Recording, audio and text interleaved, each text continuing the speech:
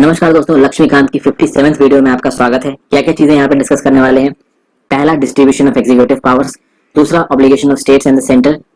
तीसरा, centre's direction to the state. I hope ये किताब आपने खरीद ली होगी और मेरे साथ बैठ के पढ़ रहे हैं। कोई भी डाउट हो तो उसके लिए आप मुझसे इंस्टाग्राम पे कनेक्ट कर सकते हैं।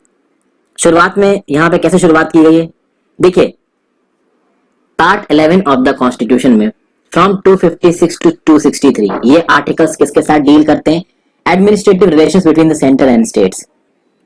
तो जब एडमिनिस्ट्रेटिव रिलेशन की बात आई तो 256 से 263 आया।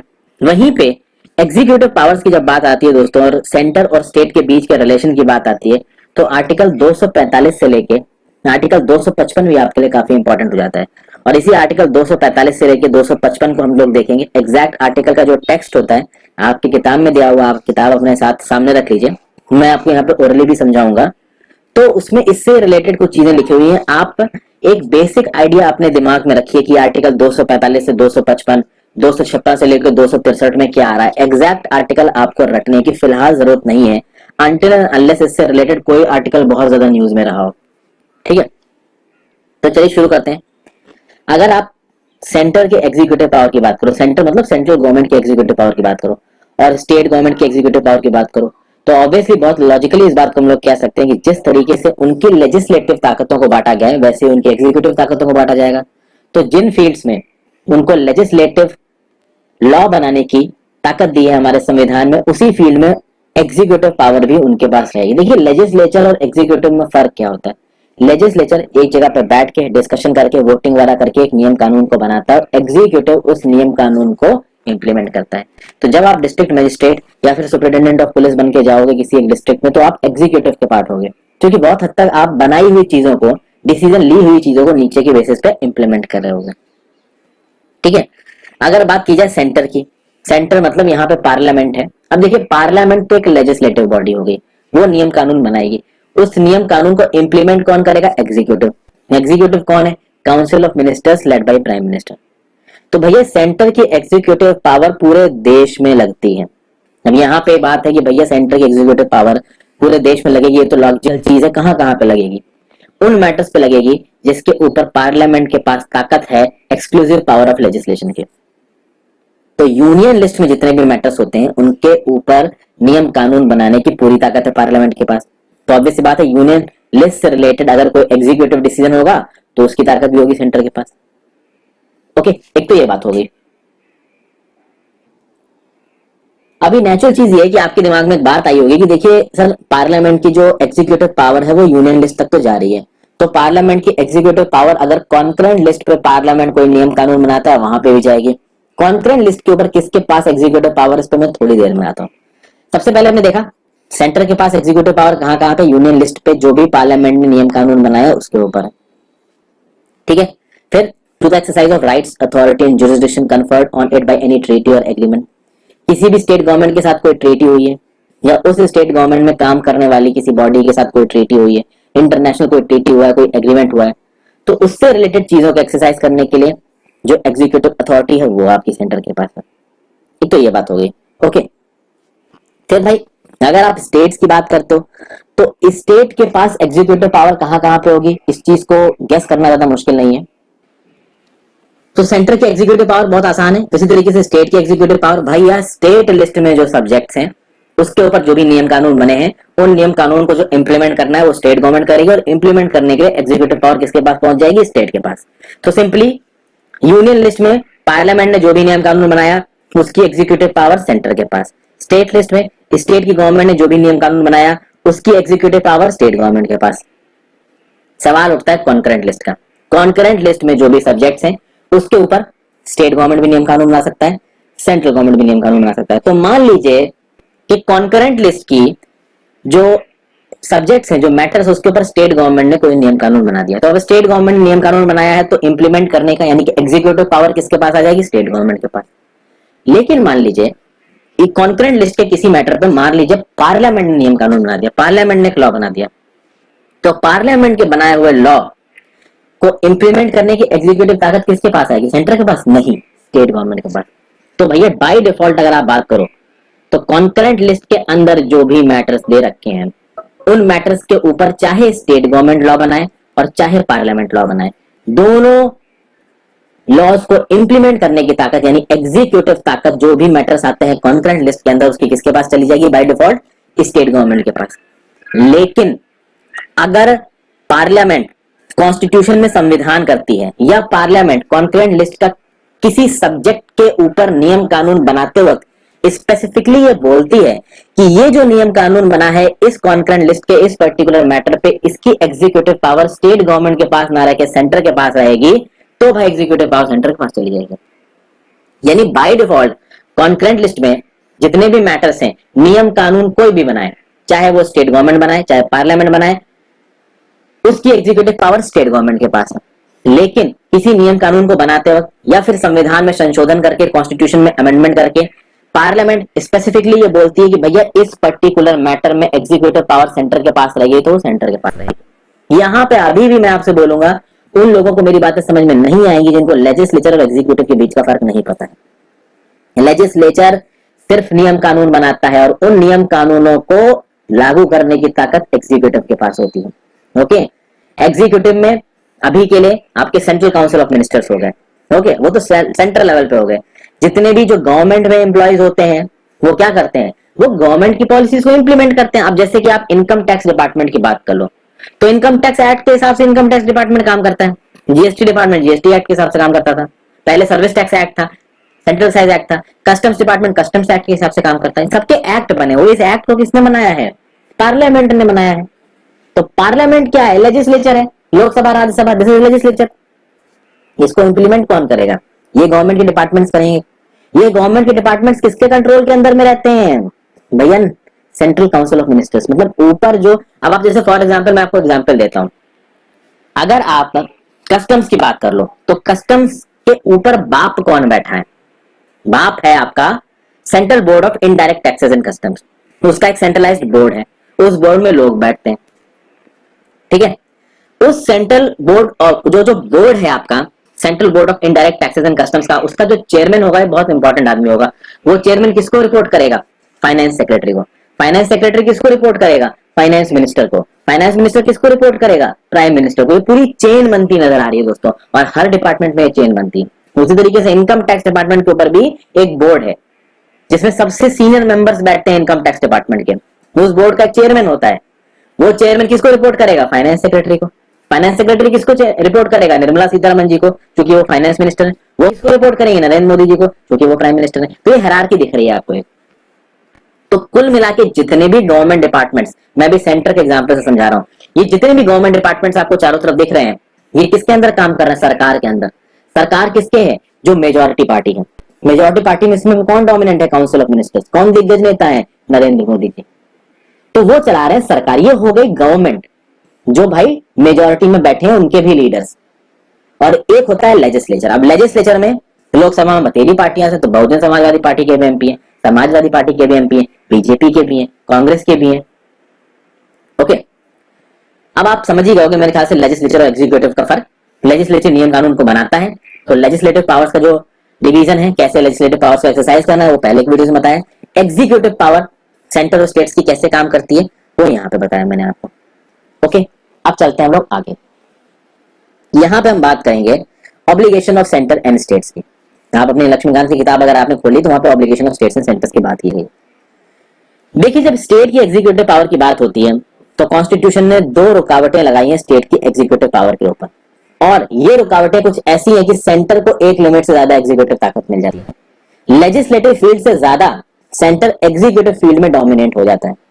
जैसे फॉर एग्जाम्पल यहाँ पे क्या लिखा हुआ है, ये लक्ष्मीकांत का एक टेक्स्ट है, मैं आपको समझा रहा हूं। समझाने के लिए आप किताब को भी पूरा पढ़ें। The executive power of any state is to be exercised in such a way as to ensure compliance with the laws made by the parliament and any existing law which apply in the state. दूसरा B, as not to impede or prejudice the exercise of executive power of the center and the state.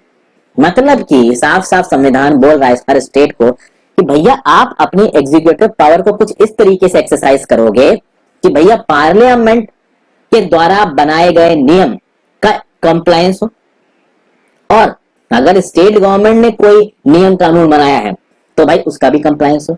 मतलब कि आप अपनी executive power को इस तरीके से इस्तेमाल करेंगे कि पार्लियामेंट द्वारा बनाए गए नियम का कंप्लायंस होना चाहिए, स्टेट गवर्नमेंट द्वारा बनाए गए नियम का कंप्लायंस होना चाहिए। ये हो गया एक जनरल डायरेक्शन। एक बहुत स्पेसिफिक डायरेक्शन निकल के आता है, एज नॉट टू इम्पीड और prejudice the exercise of executive power of the centre in the state. Centre यहाँ पे था पार्लियामेंट और यहाँ है सेंटर, और इस पार्लियामेंट शब्द में और इस सेंटर शब्द में बहुत फर्क है। पार्लियामेंट लोकसभा राज्यसभा की बात हो रही है, सेंटर की बात का मतलब है यहाँ पे काउंसिल ऑफ मिनिस्टर्स, जो गवर्नमेंट है, जो सरकार बैठी है सेंटर में, वो सरकार जब अपनी एग्जीक्यूटिव पावर को एक्सरसाइज करेगी, उसकी एग्जीक्यूटिव पावर की एक्सरसाइज को ना आप इंपीड करेंगे ना आप प्रेजुडाइज करेंगे। कौन? स्टेट गवर्नमेंट की एग्जीक्यूटिव पावर। मतलब स्टेट गवर्नमेंट की एग्जीक्यूटिव पावर को पूरी तरीके से सब सर्विएंट बना दिया है सेंटर की एग्जीक्यूटिव पावर को। तो ये वाला जो ए वाला क्लॉज है, ये तो एक जनरलाइज्ड रिस्ट्रिक्शंस लगा रहा है, क्योंकि इसके शब्दों में पार्लियामेंट आ रहा है। लेकिन जो दूसरा वाला लॉ है, इसके शब्दों में सीधे सीधे सेंटर आ रहा है। अगर ये दूसरा क्लॉज ना होता हमारे संविधान में, तो हो सकता है स्टेट गवर्नमेंट कल को उठ के बोल देती कि भैया सेंट्रल गवर्नमेंट की थोड़ी ना बोला है संविधान ने, तो पार्लियामेंट क्यों बोला है, सेंट्रल गवर्नमेंट की कहां बोला है। तो भैया सेंट्रल गवर्नमेंट के डायरेक्शंस को लागू करने के लिए जरूरी है कि सेंटर की एग्जीक्यूटिव पावर को वरीयता दी जाए, बहुत जरूरी है, खासकर नेशनल यूनिटी के लिए जरूरी है। इसलिए स्टेट के ऊपर ये रिस्पॉन्सिबिलिटी है कि सेंटर की एग्जीक्यूटिव पावर को किसी भी तरीके से हैम्पर नहीं करेंगे। ये देख लीजिए, वाला फॉर्मर लेस डाउन यहाँ a general obligation upon the state, the later imposes a specific obligation on the state not to enter the executive power of the center। ठीक है। और भाई ये जो बी वाला क्लॉज है ना, इस बी वाले क्लॉज में एक कोअर्सिव एलिमेंट है। अब आप बोलोगे कोअर्सिव शब्द का मतलब क्या होता है? कोअर्सिव शब्द का मतलब होता है जबरदस्ती करना। जैसे कि मैं अगर आप पे जबरदस्ती करूं, आप कह रहे हो कि सर मुझे ये वाली बुक नहीं पढ़नी है, मैं आपसे बोला नहीं तुम्हें ये वाली बुक पढ़नी पड़ेगी, और मैं तुम्हारे ऊपर जबरदस्ती करने लगा, तुम्हें किसी चीज के लिए जबरदस्ती फोर्स करने लगा, कोवर्स करने लगा, और मान लो एंड में तुमने बोला कि मैं ये काम नहीं करूंगा, तो मैं तुम्हें सजा देने की पोजीशन में हूं। यहां आ जाता है कोवर्सिव एलिमेंट। अगर स्टेट गवर्नमेंट सेंटर के एग्जीक्यूटिव ताकत को नहीं मानता है, तो वहां पे सेंटर कोवर्सिव एलिमेंट्स को लेके आ सकता है। यानी हर हाल में सेंटर के एग्जीक्यूटिव डायरेक्शंस को स्टेट को मानना पड़ेगा। हाँ, अगर सेंटर को एक जरूरत से ज्यादा बेकार एग्जीक्यूटिव पावर्स को इस्तेमाल कर रहा है, तो उसके अगेंस्ट में स्टेट हमेशा हाई कोर्ट में जा सकती है, सुप्रीम कोर्ट में जा सकती है। लेकिन फिर भी मान लीजिए अगर सेंटर ने एग्जीक्यूटिव डायरेक्शंस दिए और वो रीजनेबल एग्जीक्यूटिव डायरेक्शंस, और स्टेट ने मानने से मना कर दिया, तो उस केस में आर्टिकल 365 के अंदर सेंटर ये बोल सकता है कि भैया ये जो स्टेट है ना, ये स्टेट कॉन्स्टिट्यूशन के प्रावधानों के हिसाब से नहीं चल रहा है, प्रोविजंस ऑफ कॉन्स्टिट्यूशन के हिसाब से नहीं चल रहा है।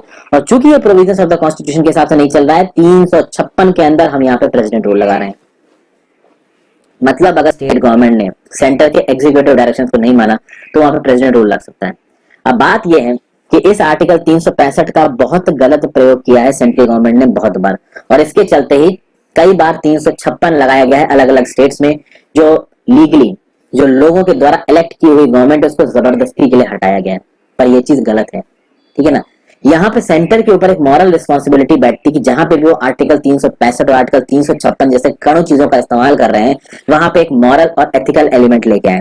बट क्या है ना, हमारे देश की पॉलिटिक्स ऐसी है ना, मॉरल और एथिकल एलिमेंट लाना बहुत मुश्किल है। अब यहाँ पे दोस्तों आर्टिकल 2 बहुत सारे आर्टिकल्स दे रखे हैं, आप जस्ट जाके इनको एक बार पढ़ लीजिए। 245, 246, जैसे 246 ए इंपॉर्टेंट है, ये गुड्स एंड सर्विसेज टैक्स से रिलेट करता है। आर्टिकल 248 इंपॉर्टेंस है, यहाँ पे रेजिडुअरी पावर्स ऑफ लेजिस्लेशन है। ओके, और भी बहुत सी पावर्स हैं दोस्तों, जैसे कि आर्टिकल 249 है, ये अक्सर का न्यूज में आता है। आर्टिकल 249 होता है power of the parliament to legislate with respect to a matter in the state list in national interest. तो नेशनल इंटरेस्ट से रिलेटेड अगर स्टेट लिस्ट पे कोई नियम कानून बनाना है, तो भैया किस आर्टिकल में प्रावधान दिए गए? आर्टिकल 249 में। इंटरनेशनल एग्रीमेंट्स को इफेक्ट देना है, उसके लिए कोई नियम कानून बनाना है, तो कहां बनाया जा सकता है? आर्टिकल 253 के अंदर। ये जितने भी आर्टिकल्स लक्ष्मीकांत में लिखे हैं, एक बार आप जाके पढ़ लो, इनको याद करने की जरूरत नहीं है, इनके नोट्स कभी मत बनाना, बस एक बार पढ़ लो, एक कैजुअल रीडिंग मार लो, क्योंकि इनके नोट्स अगर आप बनाने पे बैठ गए तो भैया कहीं के नहीं रहोगे। कितना नोट बनाओगे, कितने आर्टिकल संविधान में, तो आपको पता ही है, कहाँ चक्कर में पड़ोगे भाई, काम की चीजें पढ़नी है ना। अब आगे चलते हैं, अब हम बात करेंगे centre's direction to the state.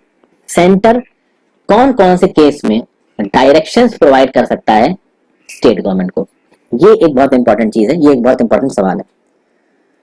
तो भैया देखिए, एग्जीक्यूटिव पावर को एक्सरसाइज करते हुए सेंटर कुछ फील्ड्स में स्टेट गवर्नमेंट को इंस्ट्रक्शंस दे सकता है, जैसे कि फॉर एग्जांपल कम्युनिकेशन के फील्ड में। कम्युनिकेशन की फील्ड में किस तरीके से कि भैया मीन्स ऑफ कम्युनिकेशन को कंस्ट्रक्ट करना, मेंटेन करना स्टेट के द्वारा। अब जैसे कि फॉर एग्जांपल दोस्तों मैं आपको एक एग्जांपल देता हूं, जो स्पेक्ट्रम एलोकेशन होता है, ठीक है, जो क्या नाम से टेलीफोन लाइंस बिछाई, तो टेलीफोन लाइंस भी बिछाई जाती हैं, क्या स्पेक्ट्रम एलोकेशन होता है। ये स्पेक्ट्रम एलोकेशन किया जाता है आपका जो प्राइवेट टेलीकॉम ऑपरेटर्स होते हैं उनको भी, मिलिट्री पर्पसेस के लिए भी स्पेक्ट्रम एलोकेशन किया जाता है, बट वो स्पेक्ट्रम तो हर ज्योग्राफिकल एंटिटी पे अवेलेबल है। स्टेट गवर्नमेंट का जुरिसडिक्शन है वहां पे भी वो स्पेक्ट्रम है। तो क्या उस स्पेक्ट्रम से, और यहाँ पे मैं स्पेक्ट्रम का मतलब समझ रहे हो ना, जिसके थ्रू आप रेडियो वेव्स को ट्रांसफर करके सिग्नल्स को ट्रांसमिट करते हो, ठीक है, आप कुछ मैसेजेस को ट्रांसमिट कर सकते हो। ओवरऑल जो ये फोन के सिग्नल्स आते हैं आपके फोन में, जिसके थ्रू आप फोन पे बात करते हो, इंटरनेट यूज करते हो, ये क्या है, ये स्पेक्ट्रम की यूज से है। अब ये स्पेक्ट्रम तो हर जगह है ना, तो स्टेट गवर्नमेंट की जुरिसडिक्शन में भी है। तो क्या स्टेट गवर्नमेंट इस स्पेक्ट्रम के साथ इंटरफेरेंस कर सकता है? नहीं कर सकता है। कम्युनिकेशन के मीन्स जो नेशनल इंपॉर्टेंस के हैं, जो मिलिट्री इंपॉर्टेंस के हैं, उसके साथ स्टेट गवर्नमेंट इंटरफेरेंस नहीं कर सकता है। Plus means of communication, phone के टावर लगाना, एसोसिएटेड इंफ्रास्ट्रक्चर को मेंटेन करना, ये भी स्टेट गवर्नमेंट की रिस्पॉन्सिबिलिटी है। इसके लिए एग्जीक्यूटिव डायरेक्शन सेंटर इशू कर सकता है स्टेट गवर्नमेंट को। आगे चलने, इंडिया में एक हिस्से से दूसरे हिस्से में जाने के लिए आप क्या इस्तेमाल करते हैं भाई? बहुत हद तक रेलवेज इस्तेमाल होती है। रेलवेज में आप एक हिस्से से दूसरे हिस्से में जा सकते हो देश के। अब तो खैर एयरवेज चल गई हैं, बट रेलवेज एक मेजर रोल प्ले कर रही हैं। 1856 से रेलवे चल रही है हमारे यहाँ पे। तो अब इन रेलवेज को प्रोटेक्ट करना, इनको आगे बढ़ावा लेने के लिए मेजर्स लेना, तो इस तरीके के मेजर्स जो कि रेलवे को प्रोटेक्ट करें स्टेट के अंदर, इससे रिलेशन में भी जो सेंटर है वो एग्जीक्यूटिव पावर दे सकता है स्टेट गवर्नमेंट को। फिर प्राइमरी स्टेज ऑफ एजुकेशन में, जब बच्चा शुरुआत में पढ़ रहा है, जो उसकी प्राइमरी स्टेज ऑफ एजुकेशन है, जिसमें आप कह सकते हो 6 साल तक की जो एजुकेशन है, 6 इयर्स तक की जो एजुकेशन है, इस 6 इयर्स तक की एजुकेशन बच्चे को जब दी जाएगी, तो जहां पे भी वो बच्चा पढ़ रहा है वहां पे पुख्ता इंतजाम किए जाए कि वो अपनी मदर टंग में पढ़ सके। तो उस स्टेट में, अब देखिए, एक स्टेट जो उसकी मेन नेटिव लैंग्वेज है उसको तो प्रमोट करेगा, तो अब आसाम है, तो आसाम की सरकार असमीज लैंग्वेज को तो प्रमोट करेगी, बट आसाम में और भी माइनर ट्राइबल ग्रुप्स रह रहे हैं जिनकी कुछ लोकल लैंग्वेजेस हैं। केरला में मलयालम बोली जाती है, बट मलयालम के अलावा और भी छोटी छोटी ट्राइब्स हैं जिनकी कुछ स्पेसिफिक लैंग्वेजेस हैं, ठीक है। तो उन लैंग्वेजेस में जो बच्चे हैं, उन लैंग्वेजेस के जो बच्चे हैं, वो बच्चे जब प्राइमरी लेवल पे पढ़ रहे होंगे, उनको वो एजुकेशन अपनी प्राइमरी लैंग्वेज में मिले, इस बात के इंतजाम करना, इस बात का इंश्योर करना किसका काम है? स्टेट गवर्नमेंट का। इससे रिलेशन में सेंट्रल गवर्नमेंट स्टेट गवर्नमेंट को एक एग्जीक्यूटिव ऑर्डर इशू कर सकती है और स्टेट गवर्नमेंट को मानना पड़ेगा।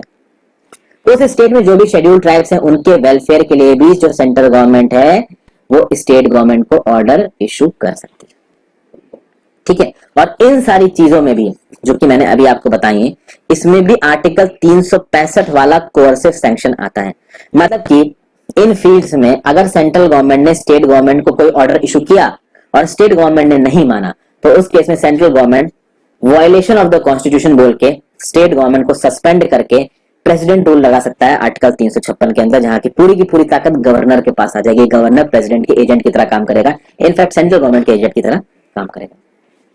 यहाँ पे मैं ये वीडियो खत्म कर रहा हूँ, आगे इस चीज को कंटिन्यू करेंगे। अच्छी लगी तो लाइक जरूर कर दीजिएगा।